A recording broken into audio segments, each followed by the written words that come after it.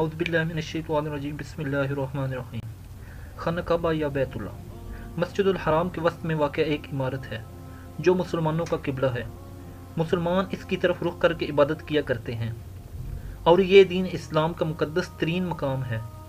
اگر اس کی تاریخ کا مطالعہ کیا جائے تو پتہ چلتا ہے کہ حضرت ابراہیم علیہ السلام کی قائم کردہ بیت اللہ بغیر کسی چھت کے ایک مستطیل نما عمارت تھی جس کے دونوں طرف دروازے تھے جو سطح زمین کے بالکل برابر تھے، جن سے ہر خاص و عام کو گزرنے کی اجازت تھی۔ اس کی تعمیر میں 5 پہاڑوں کے پتھر استعمال ہوئے تھے،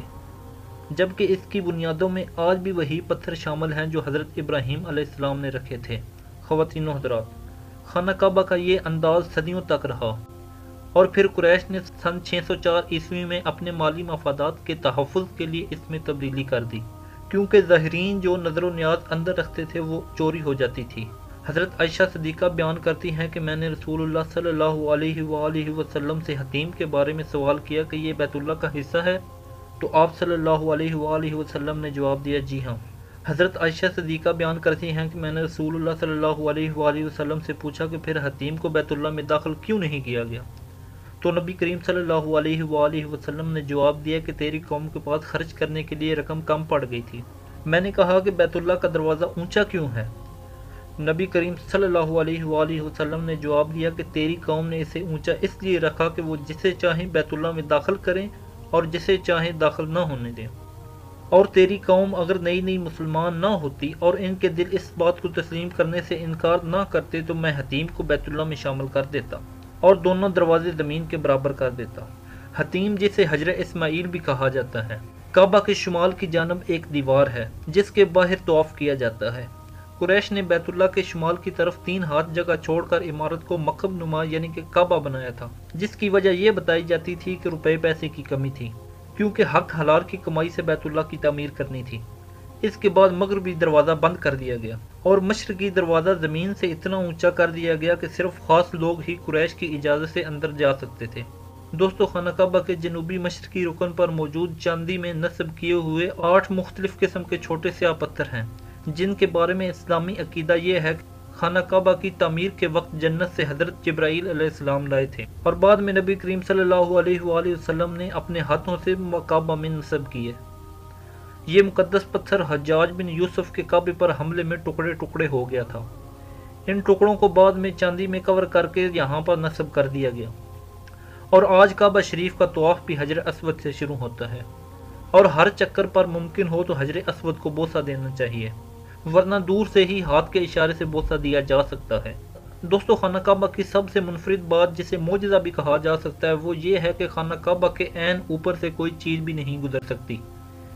کیونکہ جدید سائنس میں کی جانے والی تمام پیمائشوں اور پیمانوں کے مطابق خانہ کعبہ بلا شبہ زمین کا مرکز ہے،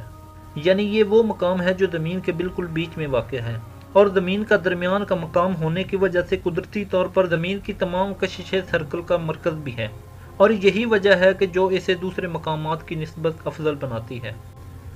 دوستو، زمین کی کشش سرکل کا مرکز ہونے کی وجہ سے یہاں شدید مقناطیسی کشش پائی جاتی ہے،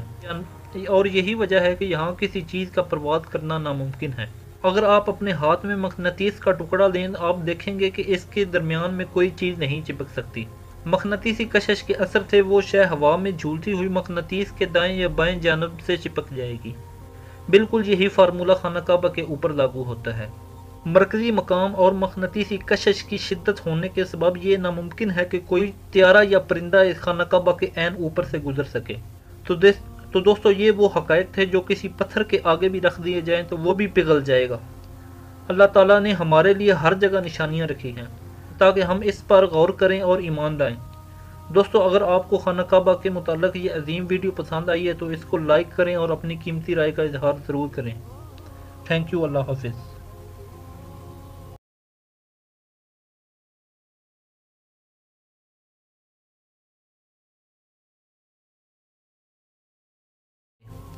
جن سے ہر خاص و عام کو گزرنے کی اجازت تھی۔ اس کی تعمیر میں 5 پہاڑوں کے پتھر استعمال ہوئے تھے، جبکہ اس کی بنیادوں میں آج بھی وہی پتھر شامل ہیں جو حضرت ابراہیم علیہ السلام نے رکھے تھے۔ خواتین و حضرات، خانہ کعبہ کا یہ انداز صدیوں تک رہا اور پھر قریش نے سن 604 عیسوی میں اپنے مالی مفادات کے تحفظ کے لیے اس میں تبدیلی کر دی، کیونکہ ظاہرین جو نظر و نیاز اندر رکھتے تھے وہ چوری ہو جاتی تھی۔ حضرت عائشہ صدیقہ بیان کرتی ہیں کہ میں نے رسول اللہ صلی اللہ علیہ وآلہ وسلم سے حتیم کے بارے میں سوال کیا کہ یہ بیت اللہ کا حصہ ہے، تو آپ صلی اللہ علیہ وآلہ وسلم نے جواب دیا جی ہاں۔ حضرت عائشہ صدیقہ بیان کرتی ہیں کہ میں نے رسول اللہ صلی اللہ علیہ وآلہ وسلم سے پوچھا کہ